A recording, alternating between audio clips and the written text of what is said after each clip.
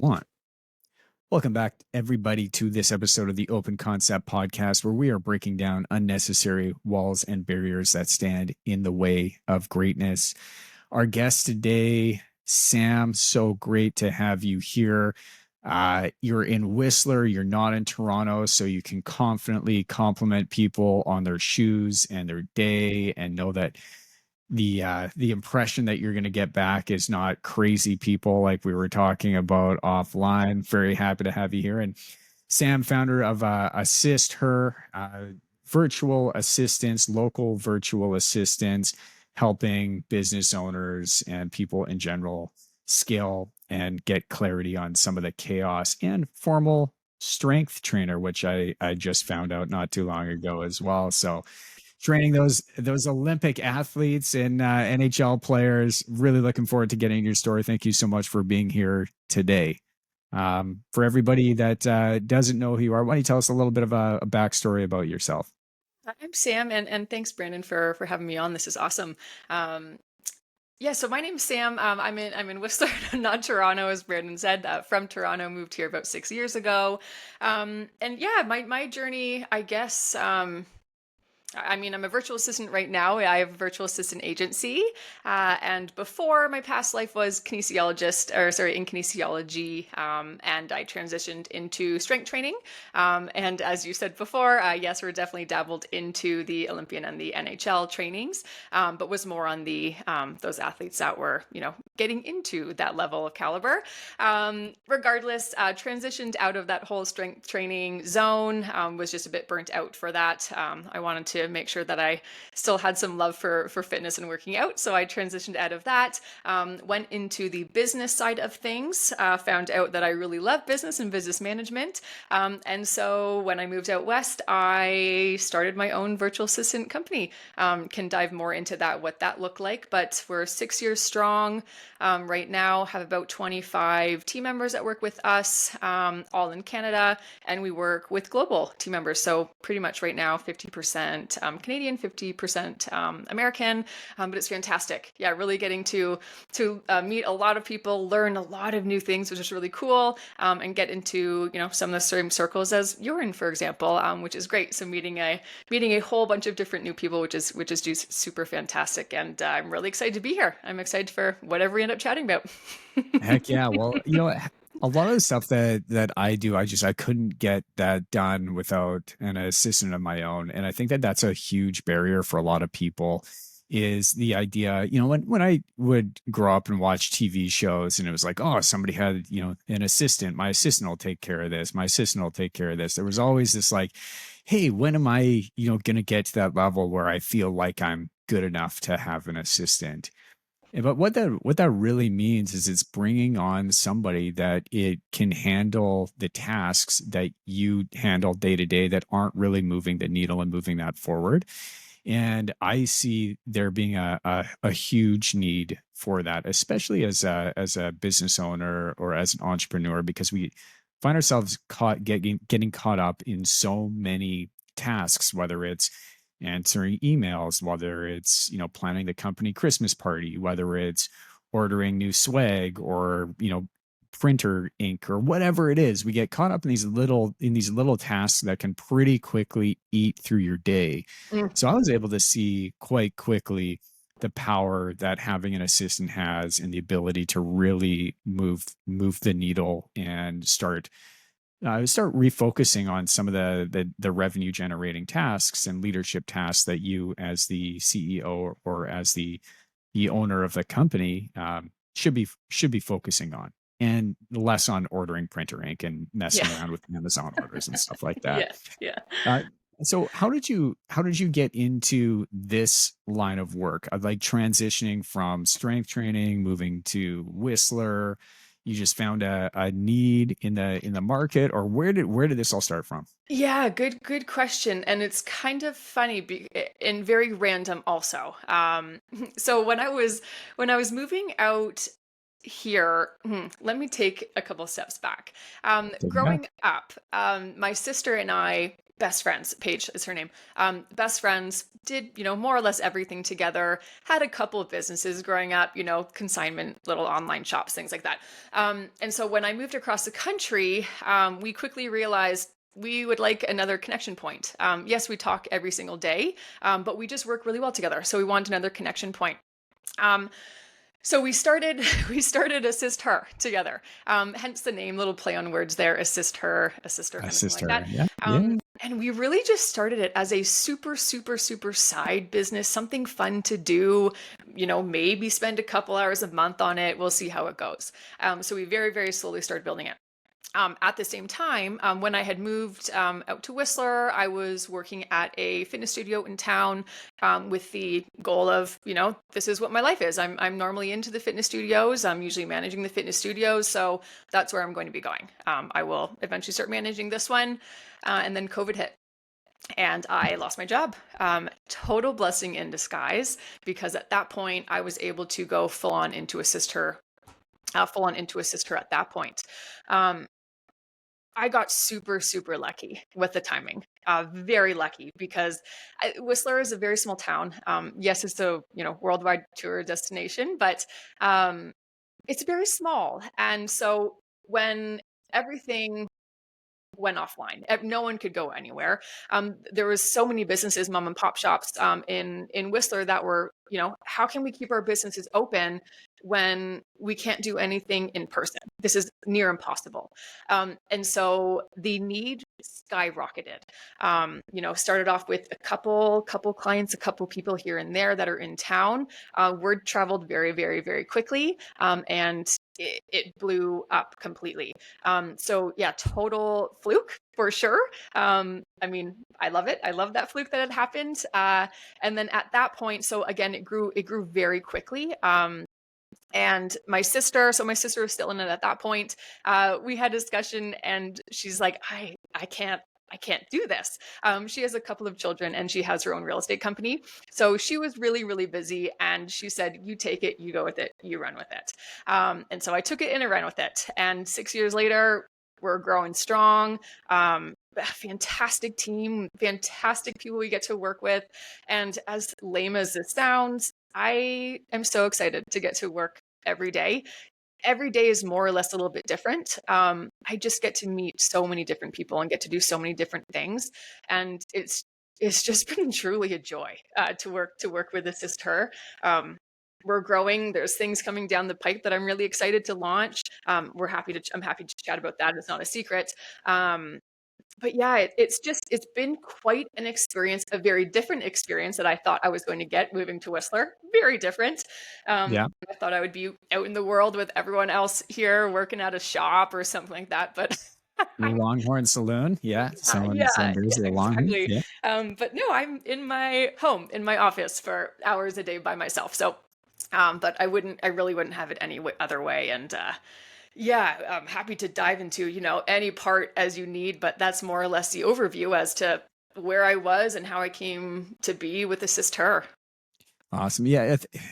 You mentioned timing and COVID. I've talked to a lot of people where hindsight, like their business was, or their life was drastically, like so many people was changed by COVID. The landscape of how they saw the world, how they worked, how they operated, all of that was changed.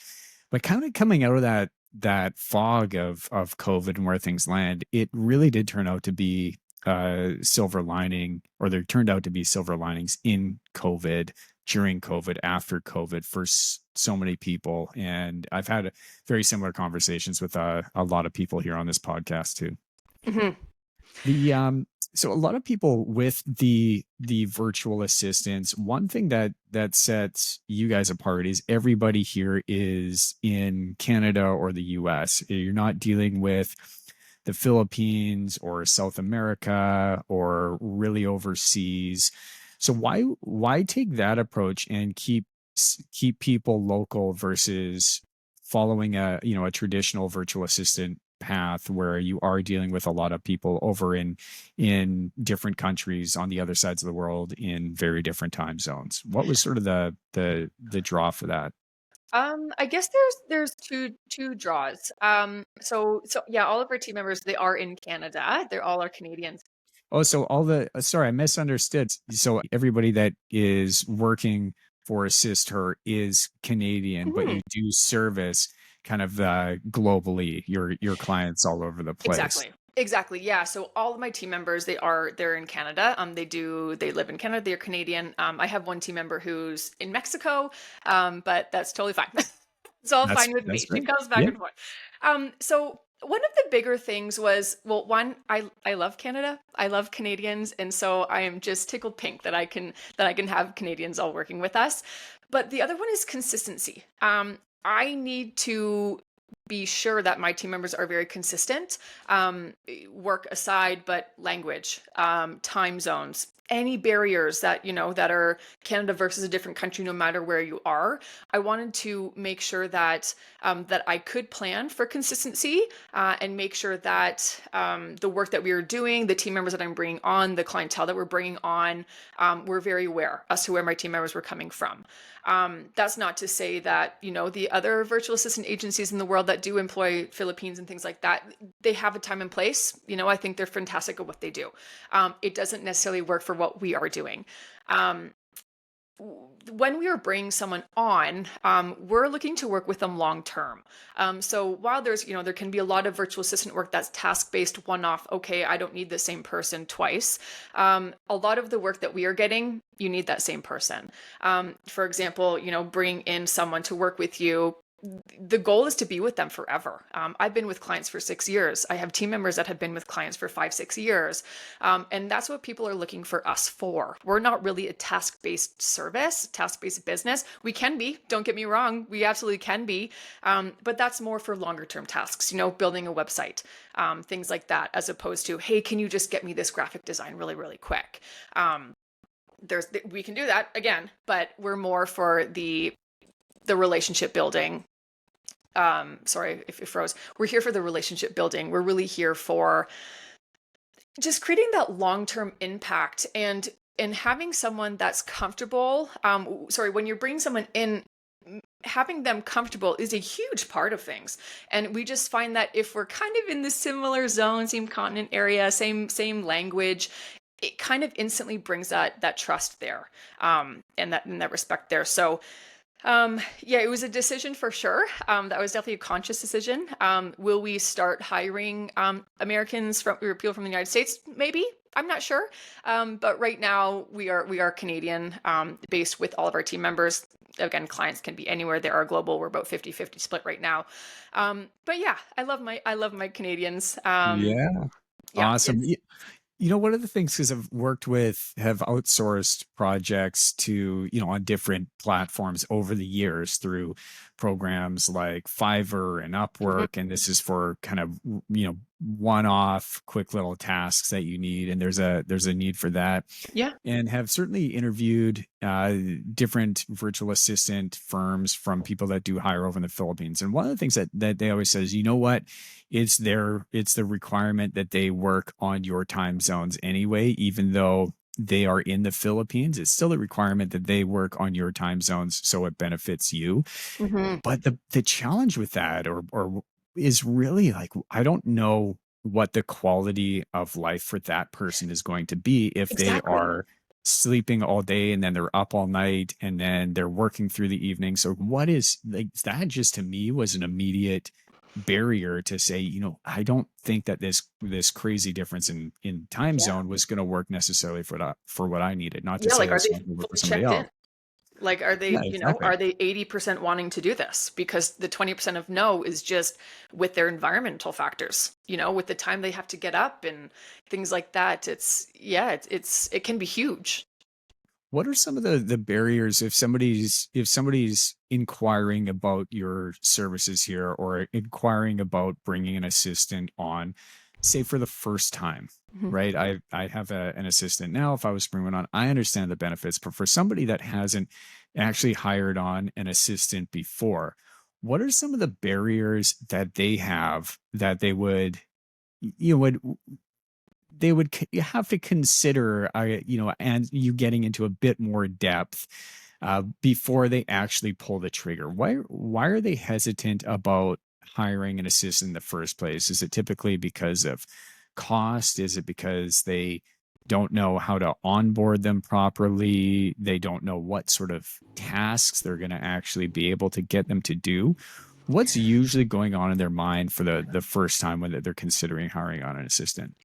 Kind of all of the above, Brendan, and then some. So usually, when people are coming to us, a lot of the time they haven't had a virtual assistant, or they've had one and it hasn't worked. So they're willing to give it another shot.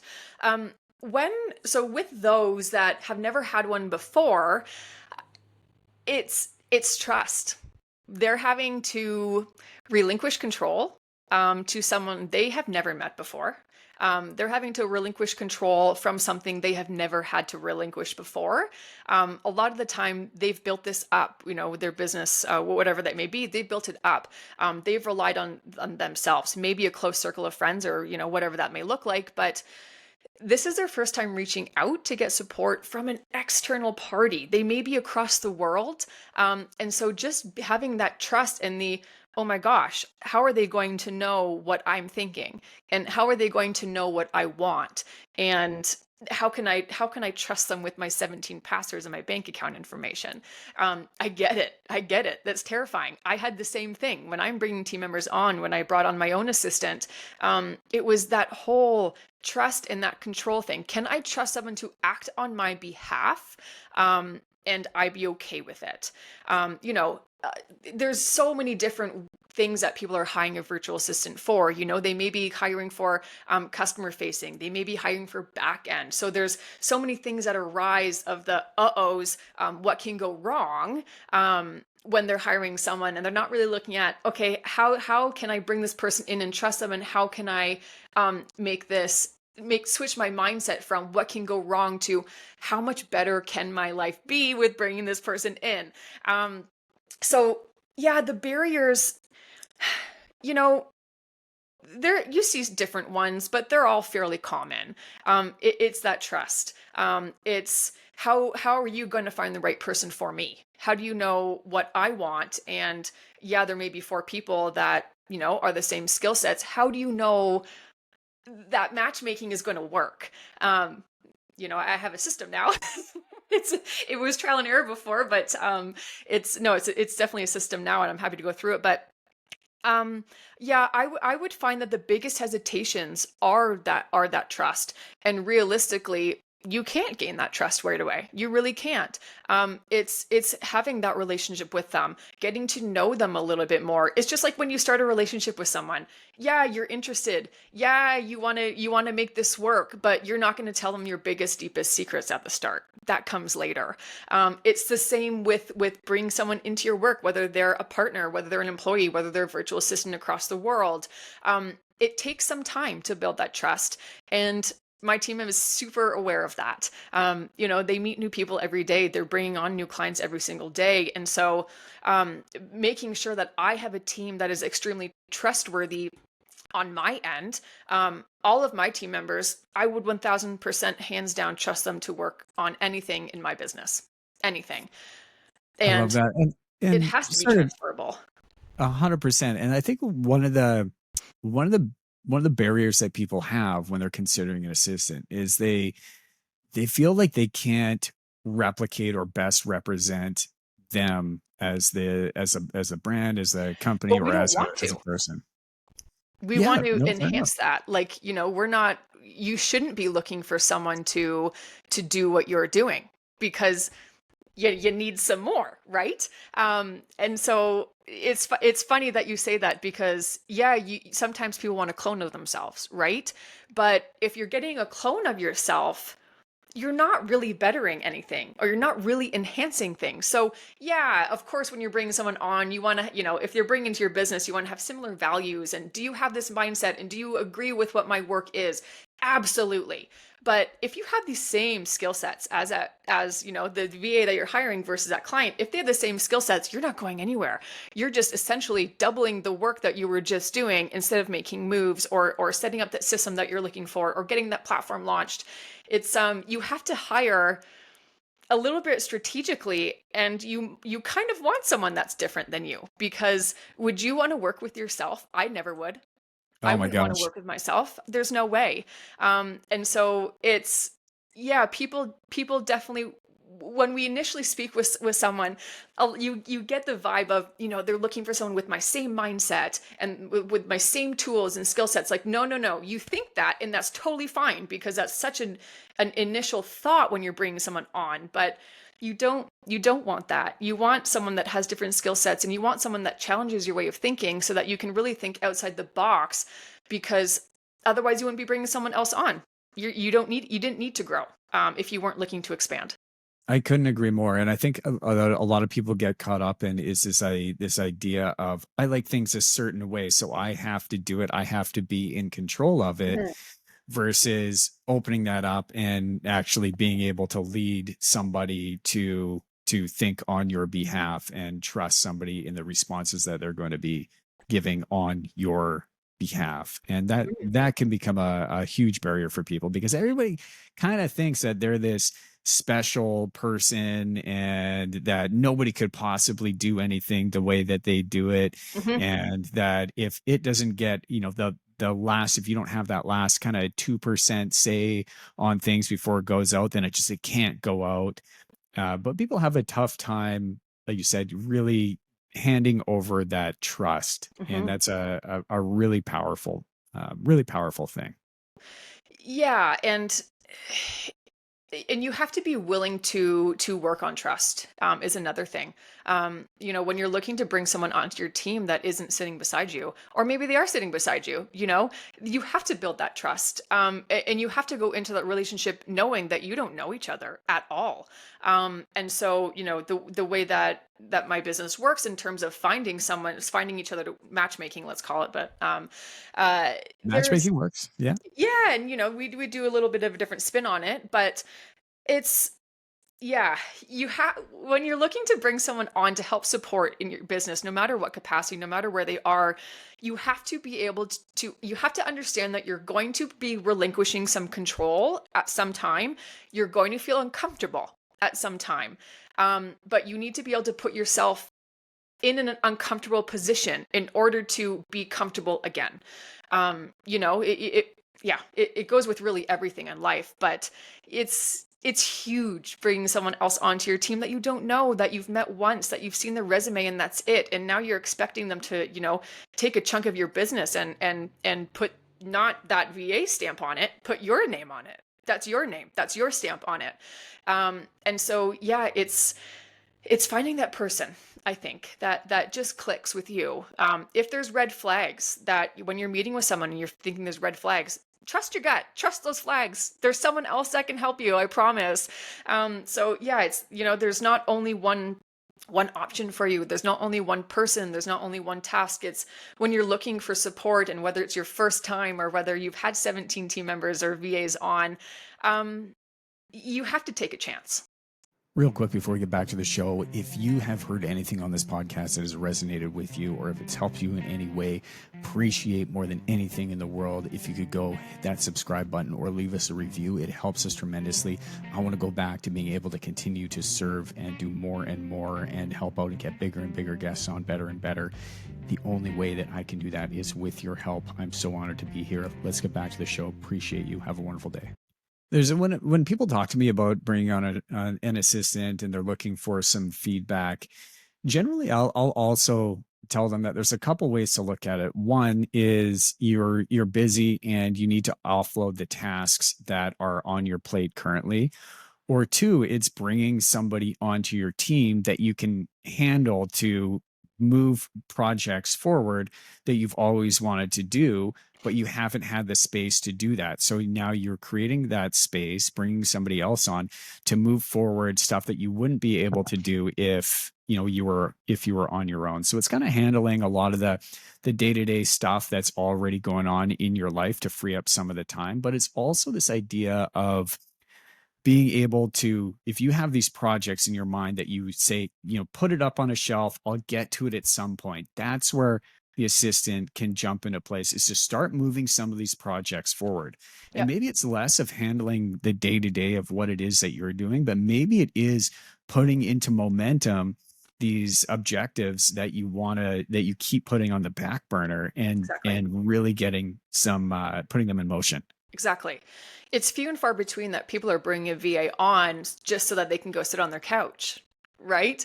When people are bringing on a VA, they usually have a reason for that. So they're getting too busy and they need some support because they don't want to work 14, 16, 20 hours a day anymore. Um, or they're wanting to build something that they have no friggin' clue how to build. It's like, hey, I want to do this, but I only know 1% of this business. I don't want to learn the 99% of the other business. I don't want to. I don't have that skill set. I don't have the time, but I know I want to do it. How do I do that? Bring someone on that can do it.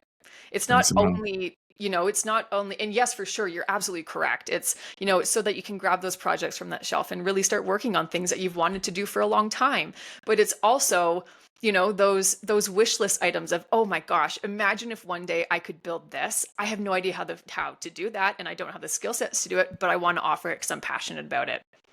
Amazing. Amazing. Bring someone in.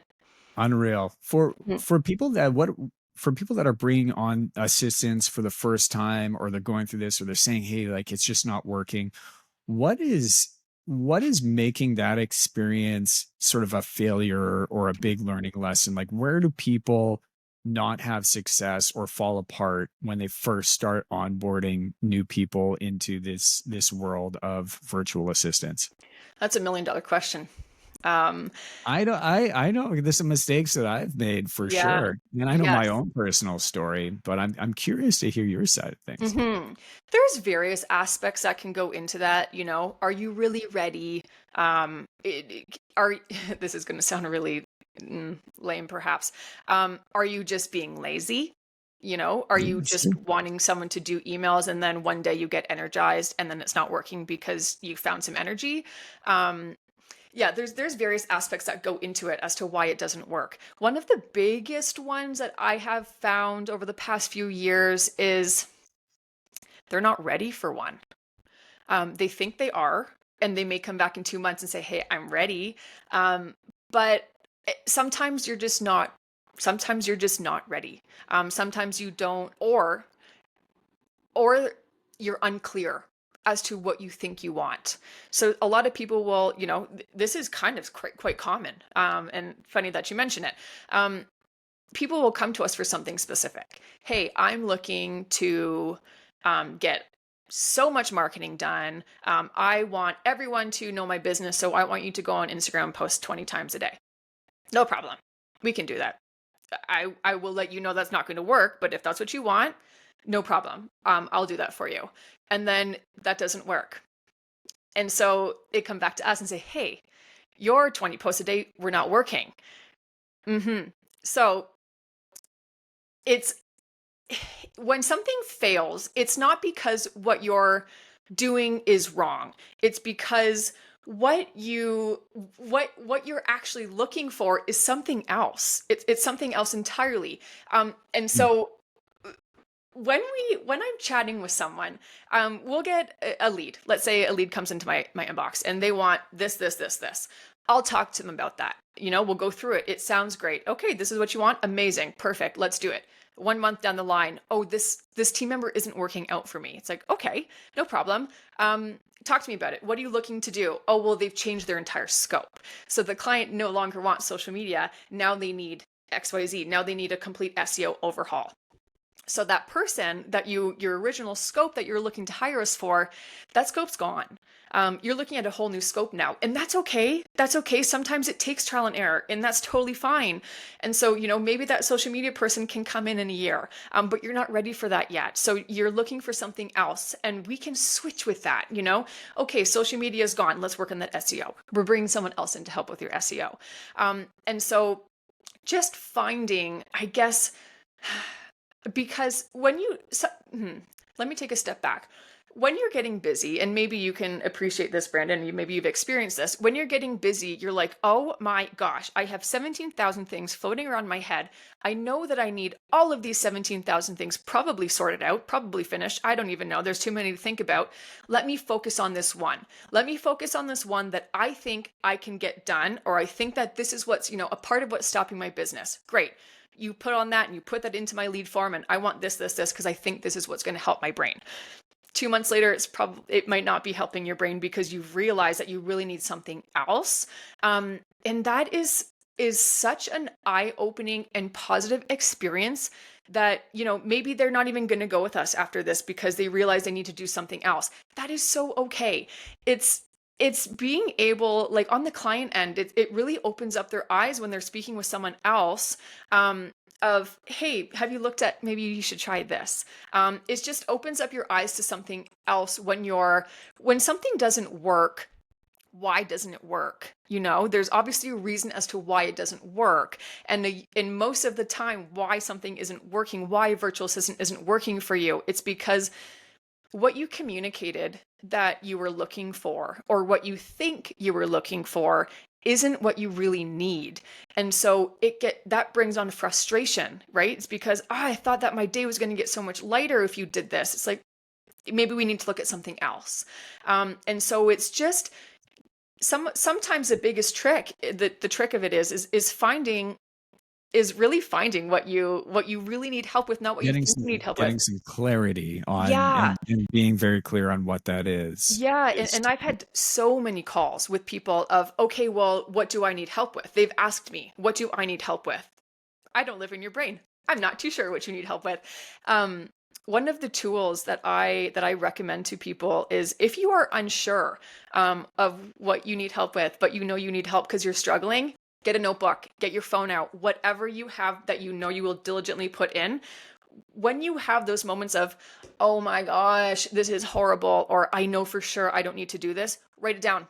Write it down, because you look at your notebook at the end of the week and you're like, oh my gosh, I can offload all of this. And I didn't know that I could offload all of this, because you're getting so, like, the world is busy. The brain is busy. Everything is so overloaded these days that you're not going to remember the 20 things an hour ago that were dragging you down. Put it down. Put it down on paper. Put it down on a notepad. one of the most powerful things that I did was a time and energy audit. And that Mm-hmm. was literally taking a notebook down, and it was every single task that I was doing. I was Mm-hmm. very, very diligent about it.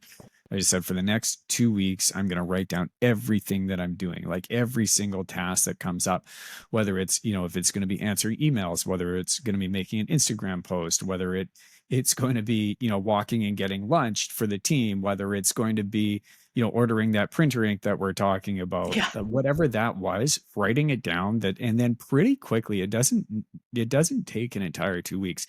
Quite often, you'll find within 5 or 6 days, these kind of repeat tasks, you're like, okay, I see like a pattern here of Mm-hmm. things that we can accomplish, things that I Yeah. could offload. And do you need a master list to be able to be ready to hire a VA? No, certainly not. Just having a bit of a general idea as to where you think someone could be in. Are you wanting a creative? Are you wanting someone to really work on the front of your business and make it look better and make it flow better, and make your social look pretty, your website look pretty, and make you findable on Google? Is that what you're looking for, or are you looking for help with processes? That can include your inbox management. That can include your day to day, making your operations just more seamless. It doesn't. That's another barrier that comes up, but that's kind of a self-induced barrier. Is thinking that you need to be able to explain very specific tasks that need to be done that doesn't that's not true. It's just having, a more or less a general idea of what direction are you really wanting to bring support in that's going to help you. Are you wanting to stay on the creative side of your business because you really love the creative side? That makes sense. That's okay. So maybe you want to bring someone in for the processes side to free up that time so you can focus on the creative. Vice versa. Some people are like, I don't even know how to draw a stick figure in Canva. And here I am trying to build my website. It's been 7 years. We hear that a lot. So, let's bring in the creatives. Would you say that, and again, I think for somebody that's looking to bring on an assistant, it may not be one thing. It may not be just for marketing. It Mhm. may not be just for process management. It may not just be for Instagram posts or social media, right? It may be you may need a Swiss Army knife Mhm. of skill sets Yeah. that you're bringing on, because one day it's going to be answering emails. Number two, it's going to be, organizing your operating procedures and Mhm. reformatting things. Yep. Number two, it might be, getting the company Christmas party scheduled. And then it might be making an Instagram post. And then it might be like, oh, can Yeah. we actually, like, what do you know about YouTube SEO? Can Yeah. you, look into that and, start uploading and deploying that and doing a better job at that? But Mhm. that is a wide variety of different tasks that arguably require very different skill sets. Mhm. So how would you manage something like that? If is that like a really common thing, that there's a huge variety of tasks, and is that right to bring on an assistant that can help cover all of those tasks, or are they going to be doing sort of a half-assed job of everything versus bringing in somebody that's very specialized in Mhm. just process documentation, or Mhm. just marketing? What would you say would be the best course of action if you sort of have this whole variety of things you need to get off your plate, but Mhm. only room for one team member to bring on Mhm. right now? Yeah, that happens all the time. There's a couple different ways you can approach that. Ooh, it There is no black and white support. There is no black and white support, because if you're looking at updating your website, yeah, fantastic. That's typically a creative side that you're looking for. But what about the processes that go along with it? Is that an EA? Is that operations? Is that creative? We're not sure. So with Assist Her, I'll just give you an example with my business. So with Assist Her, we have our executive assistants of the world, we have our creatives of the world, and we have our all-encompassing team members that can do anything and everything. So there are, and how do you get to choose between where do you put them? It's super, super, super based off what that client wants. So if I'm going into a meeting, initially with someone, just understanding as to what they're wanting to do, I get a really good idea as to if they're looking for an all-encompassing or if they're looking for one or the other. Let's say that you want an assistant and you need a creative. Fantastic. Sounds great. You're set up with your creative. Perfect. Here we go. 3 months down the line, you're like, hey, Sam, my creative's fantastic. However, I need them to start managing my inbox, and they aren't good at that, and they don't want to do that because that's not their specialty. Great. That's okay. No problem. We can bring someone else on if you want for that. And do some people not want to have 17 team members that they are communicating with, telling them the scope? Of course not. That adds way more time to your plate. If you want to bring on 3 virtual assistants, fantastic, but you don't want to have to manage 3 more people, that's okay. We've got that covered as well. So how we like to do that is we bring one person on, or bring someone on. That's your team member. That's your go-to. You tell anything you want, you go to that person. If there is something they cannot do scope-wise, whether it's budget-wise, scope, time, whatever that may look like, our team is super close-knit. I bring on I'm very specific when I'm bringing people on for specific niches. And so this gets communicated with everyone. If there's something your team member cannot do, they're not going to spend your time and money trying to do that.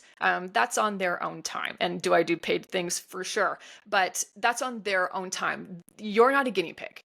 Your business is not a guinea pig.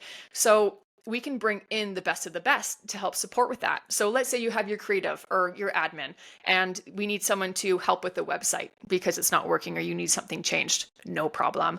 We can bring someone else in from the team, that client, we can tell them, but they never have to talk to that person if they don't want to. We of course make sure that's okay before they come in. But all that to say is we can bring someone else in to do the best of the best that they're looking for and go back out. So it's essentially a one-stop shop. Are they paying for two different team members for the same amount of time? No, they're only paying for the scope that they're doing. And that initial EA is not touching that website, I can promise you. And that creative is not going into the inbox, I can promise you. So there's no double ups that's happening. But essentially, the work that we are providing, we pride ourselves on super high quality work. And so if there is something that we cannot do at our standard, we're not going to do it. We're not going to fake it. We will learn how to do it on our own time, but we're going to be bringing in the best of the best from the team that can help get that task done, right on time, exactly how they're wanting it, without having to do it yourself, outsource somewhere else, try and get that team member to do it. So yes, some people are looking for just that one person, that's all they need, but sometimes later on down the line, they're needing something else, or right away, they're needing something else. I have quite a few clients I have 2, 3, 4 team members that work with them because they're needing so many different areas of support, and they like the flexibility of having a virtual assistant as opposed to a full-time employee. And they're getting the best of the best for every area they're wanting because each team member has a different specialty, and they're not making it up as they go along. If they're needing something, they will ask a team member specifically, "Hey, can you tell me how to do this, or can you do this for me?" "Hey, I'm doing a website. I'm not a coder, but can one of our coders come in and do that?" Of course, of course. Yeah. We work as a team. We work individually. Do not get me wrong. We work very individually for clients, but we work as a team, and it just works so well. I'll get invoices at the end of the month, and there'll be like 6 people touching this one project because this person's doing the SEO on that, this person's doing the copy for it, this person's doing, and the client doesn't know. Like they of course have approved us going in there, but Yeah. they don't know who's touching what, and they see the end product and they're like, "Oh my gosh, okay, this is great."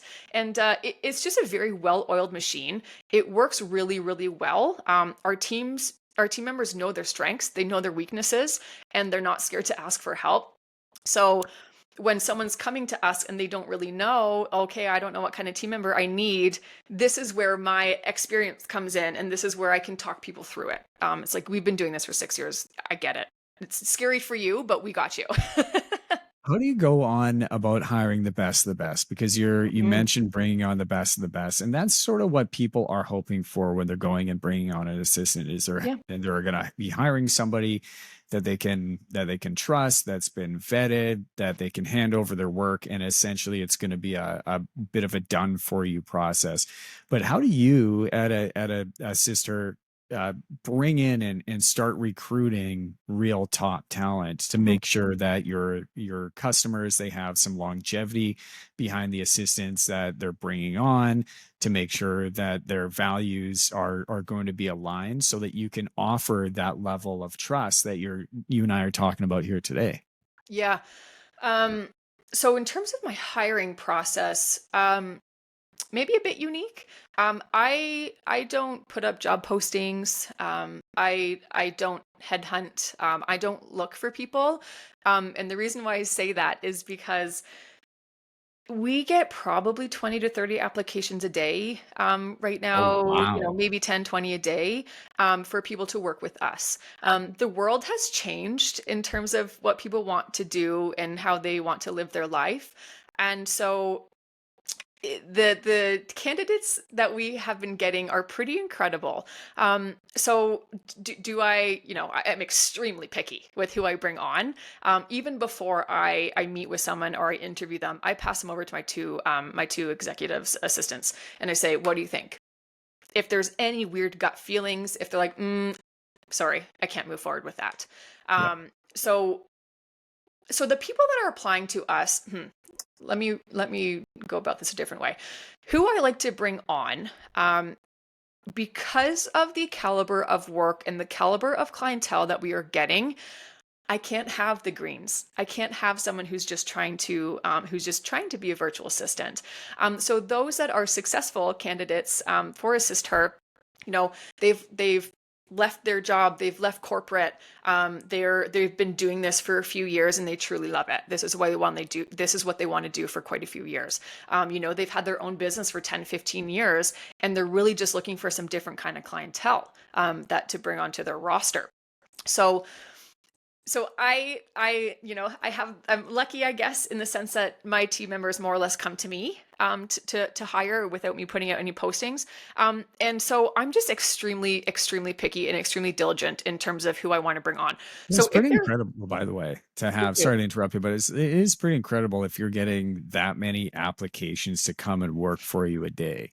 There's Yeah, a it lot. says there's something really different going on in the world, or it's a true accolade to the business that you're running because it's becoming a really attractive place for a lot of people to want to work. So, I mean, Yeah. that's huge. That's amazing. I mean, 90% of those I won't look at twice. Um, but the 10% are 10% I want to look at. They're professionals. The clients that are coming to us, they're not looking to pay $15 an hour for an admin. They're not. If I told them that my rates were 15, they would go somewhere else. So the the people that we bring on, again, I'm super picky. I'm super picky with that, and I'm very picky with how I interview. They can be a little bit of a long process. So one of my one of my biggest things with hiring is I want to make sure that that team member wants to work with us. I'm not chasing them. I want them to work with us, and I want them to show us that they want to work with us. Do I have 17,000 things I'm getting them to do? Certainly not. But when you're applying on the website, yes, you have to submit things and then there's an extra step. Um, Answer these questions if you're in this, or if you're in this, answer these questions. And so those things are just really big indicators as to, are they wanting to go that extra, not that I'm asking them to put 17 hours into an application, I'm truly not, but are they willing to go that extra mile to get what they want? Are they going to be willing to put in some time for the betterment of themselves and for the betterment of their career? That's what I'm looking for. I don't care. I don't really care what your scope was of your job 10 years ago. I really don't care. I want to know how you tick. I want to know what gets you out of bed in the morning. What do you like to do outside of work?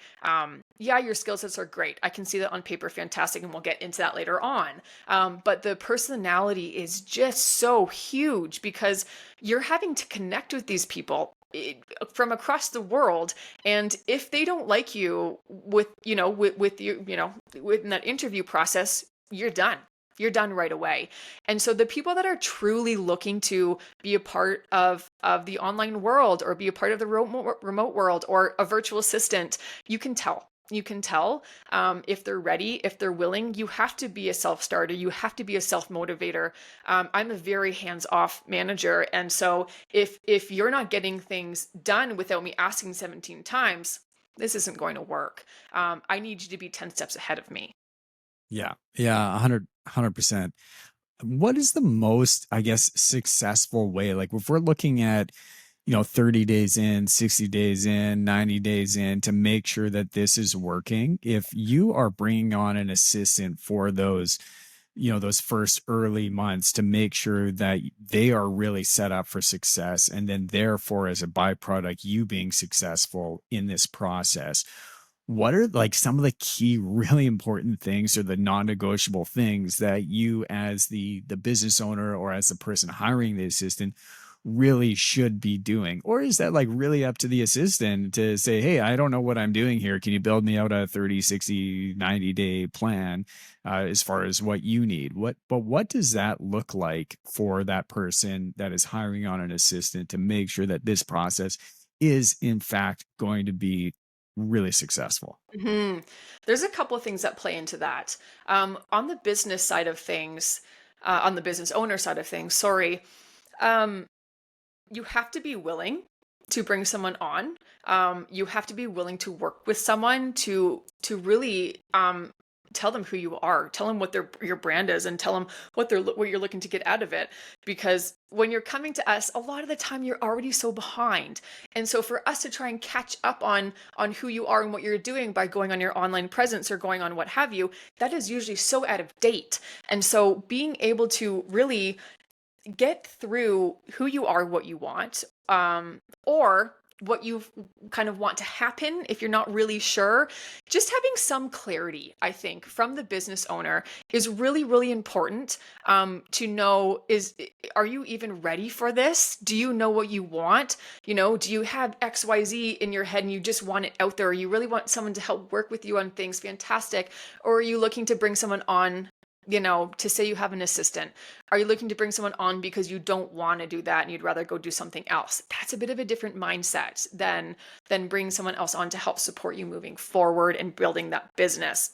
Um, on the team member side, um, in order to be successful, right off the start, is you have to listen. You have to listen. You may have your own thoughts on what you should be doing. You may have your own thoughts after looking at this person's whatever pamphlets, website, for what they do and what you think that they should be doing moving forward. You cannot have that preconception going into that meeting, because they may go some totally opposite direction, and then it might throw you off. So just really listening, truly listening to, maybe not necessarily the words, but what is the message they're trying to get to you? That's so important at the start, to really get an initial base of, okay, the client says, yes, that person is listening. And the VA says, aha, I understand what they're looking for. So just having that initial candidness and responsibility of trying to understand what each other are saying is really, really big. One thing that we do, right at the start of a relationship and right at the start of a client relationship, we've been doing this more and more lately, and it works quite well, is having that initial onboarding meeting. Yeah, fantastic. And then the team member takes that away and builds their plan.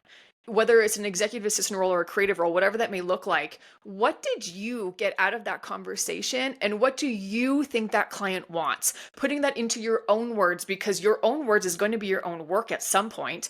And so making sure that you have hit it, and so once you do that, communicating that with that client is also huge. It's like, hey, this is what I got from this call. This is what I'm thinking would be a great step moving forward. This is what I think we could do.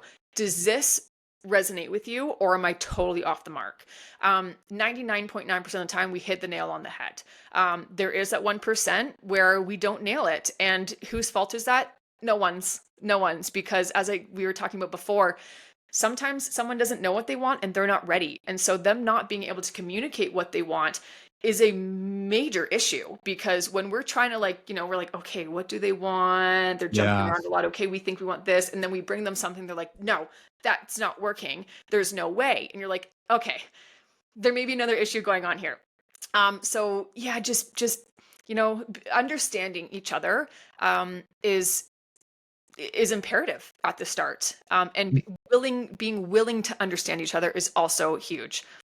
One of my experiences bringing on a virtual assistant in the past was that there was an understanding that there was going to be some sort of support from the firm that had Mhm, brought them on mhm, from, and and there really wasn't the level of support for that person, for that assistant, that I thought was going to be there.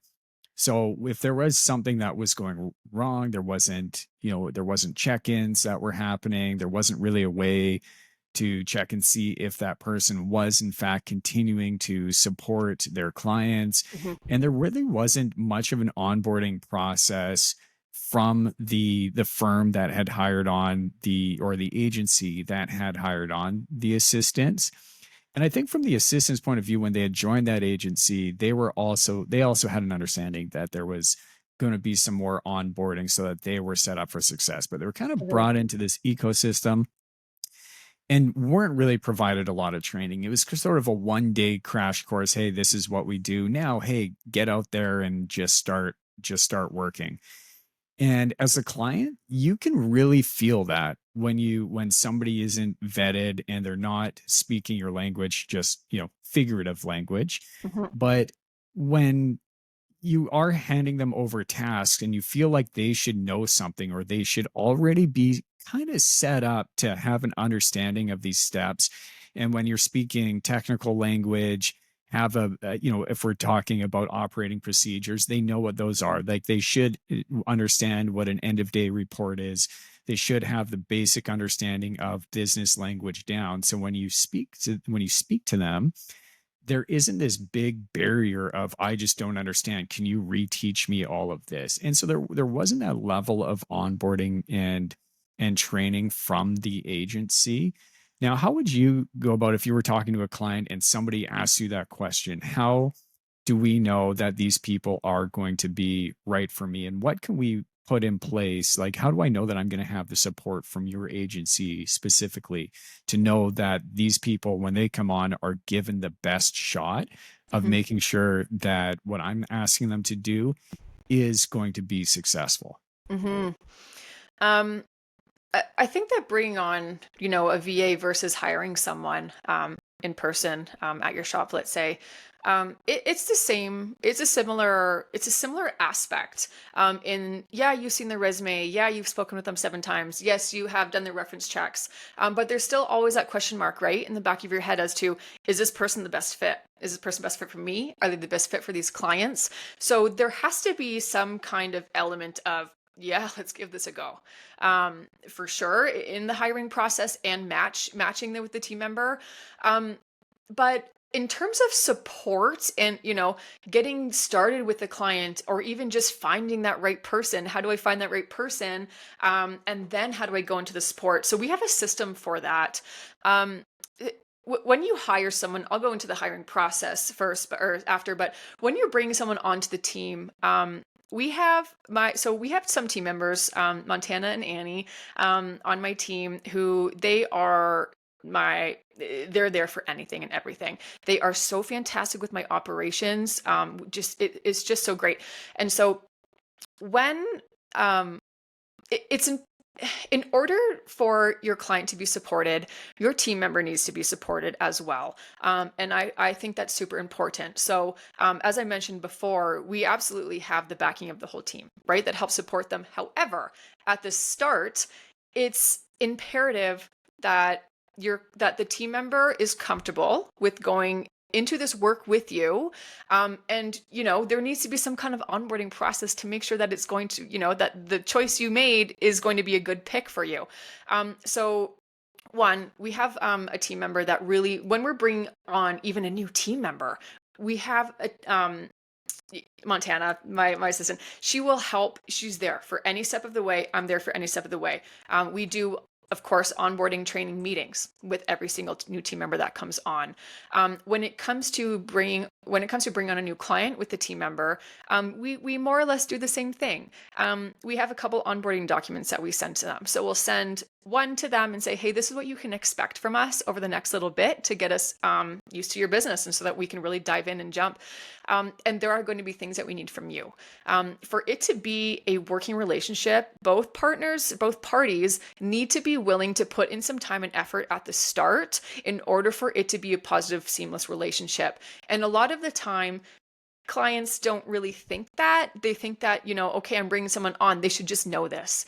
Yeah, we know the tools. Yeah, we know how to work that for sure. But how do we work that for what you're wanting it to be? Because we can make it generic, but that's silly. Why would you hire us to do something generic? So, we have these onboarding meetings that we have. As soon as you say, yep, I want to work with that person, fantastic. You're going to get this email with these 2 documents. We're going to be booking an onboarding meeting so we can go through all of these documents, so that 3 months down the line, you're not getting I didn't get that SOP. I have no idea what you're talking about. That's already nipped in the butt 3 months ago, because we went through this onboarding document with you.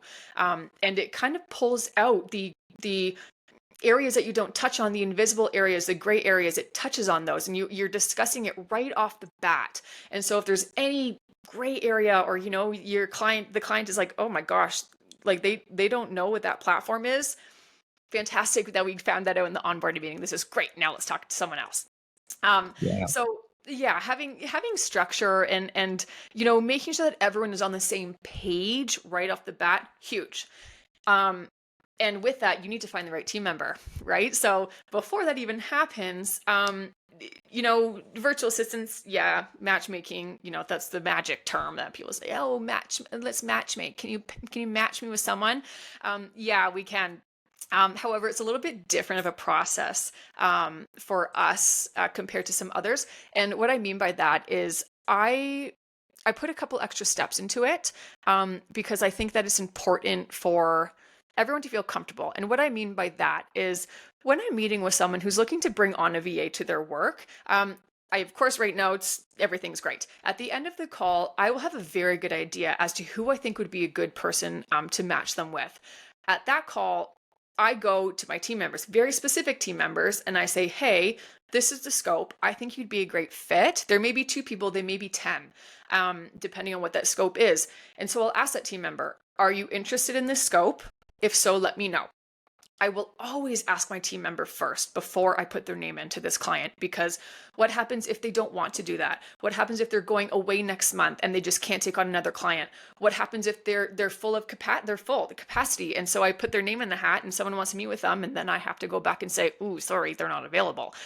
Not okay. And so I make sure that I get the thumbs up from my team members. I pass all the team members that are wanting to work with this person over to that client. They go through their bios. Their bios are all written individually from the team members. I think it's Yeah. important it comes from their mouth. Well, they're So written individually from the team members? yeah, I Okay. don't write their bios. I think it's Yeah, important that they tell me, what do you want to be known for? I love What that. are your specialties? I think it's important. And so I pass this over to that client, and they can pick and choose who they want to interview, essentially. And then from there, they can find a person. Because, when someone's looking for something, typically the team members that I'm sending over to them as to look through, they all have very similar skill sets on paper, but their personalities are just so different. And so it's super important to be able to meet with these team members that have very similar skill sets, but their personalities differ, because you and we may not get along. We may not get along, but I know that I'll be able to do good work for you. So it's just making sure that you get on with that person is a huge part of the process. Instead of being like, oh gosh, who are they going to pick for me? It's like, no, you get to pick. You get to pick who you want to work with, and so do the team members. Because maybe they met with you and they're like, "Ooh, I don't know. I didn't really catch good vibes from that person." That's no problem. You don't have to work with them. I never force my team members or any clients to work with certain people, ever. If they say that's not going to work for them, that's fine. That's fine. There will be something else. How many of your staff, or how many people do you have that are working full time specifically for a company or with an individual, versus how many sort of part-time projects do you have, and what is the sort of the split of requests that you get? Because if I'm hiring somebody onto our team, and I'm looking to bring on somebody full time, I want to know that they're going to be dedicated to us and the company, and that they're not working with other companies and getting their processes and Mhm, procedures mixed up with ours, or mhm, forgetting passwords and kind of jumping back and forth between mhm, different companies. But also, I realize that not everybody has a bandwidth to bring on a full-time assistant, and maybe they need them for a day a week or 24 hours a week or whatever that is. mhm, But if somebody is coming on and they are working for your team, mhm, personally, I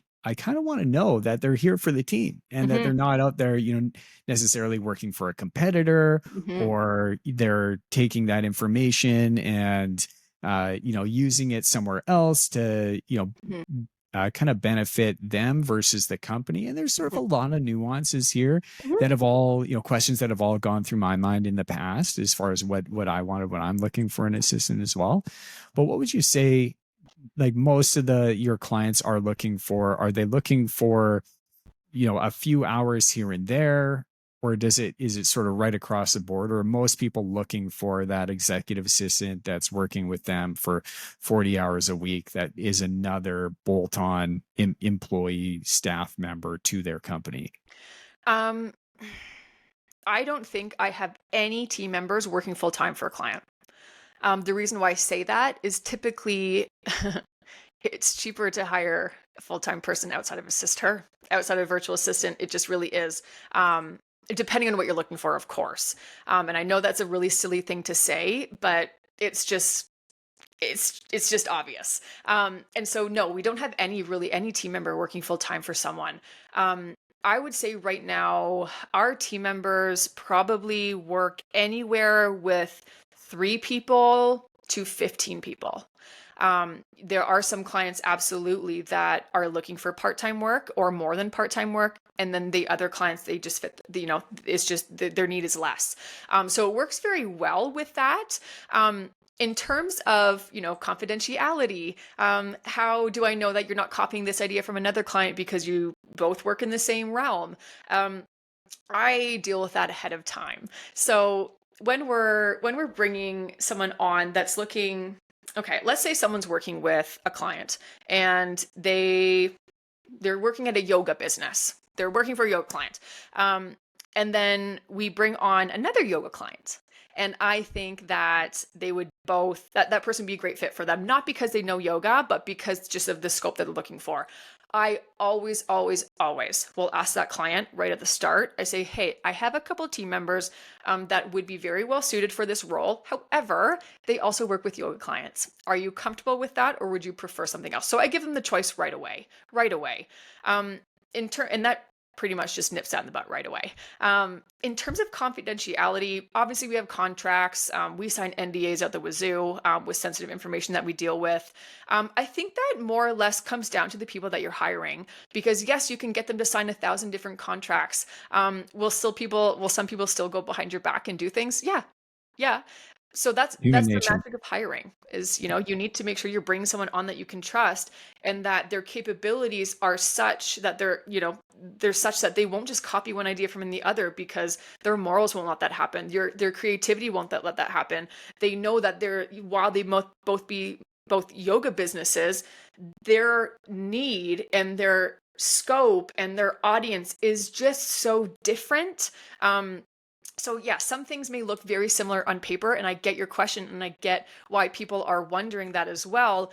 But just because we're working in a yoga business doesn't mean that it's the same as yours. It really isn't. And that client really wants it to be different. And so they're just, there hasn't ever been that issue because we mitigate it right at the start. It's like, hey, I'm extremely transparent with everyone because I have to be, because I work virtually. And because I'm introducing them to team members that they will never ever meet in person. Yeah. Yeah, I love it.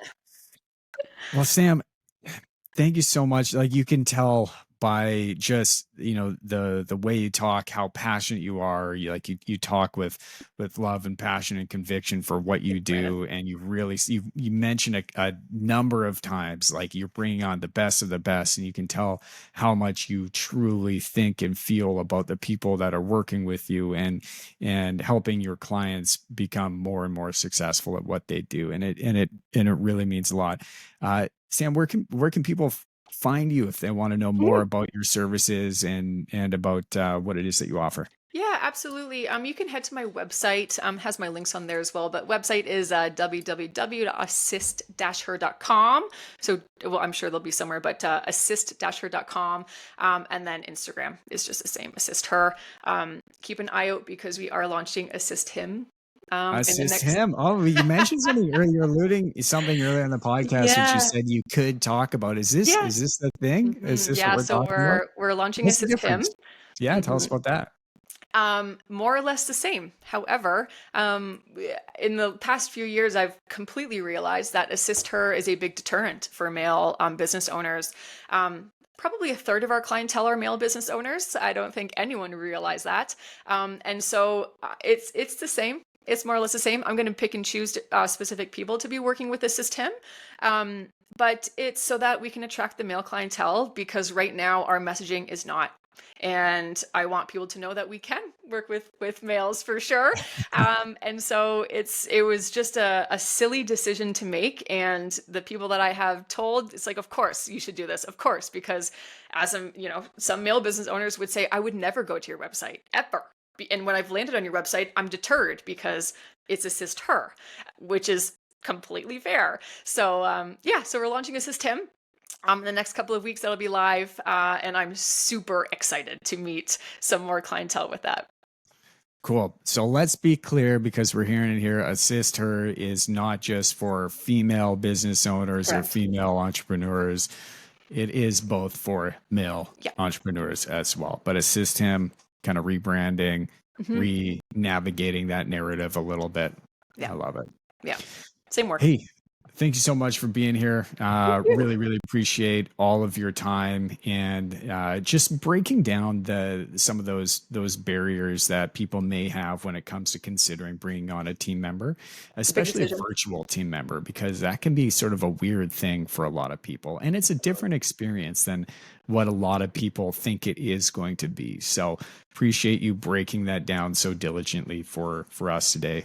Thank you. It's been awesome. Yeah, it's really nice to chat through this because sometimes you don't get to chat through it all again, and now you wonder why you're doing it again. It was really nice. It's a refreshing conversation, Brandon, and thanks again for inviting me. Thank you. And for all our listeners out there that are still with us, I appreciate you so much. Thank you for spending some time with us.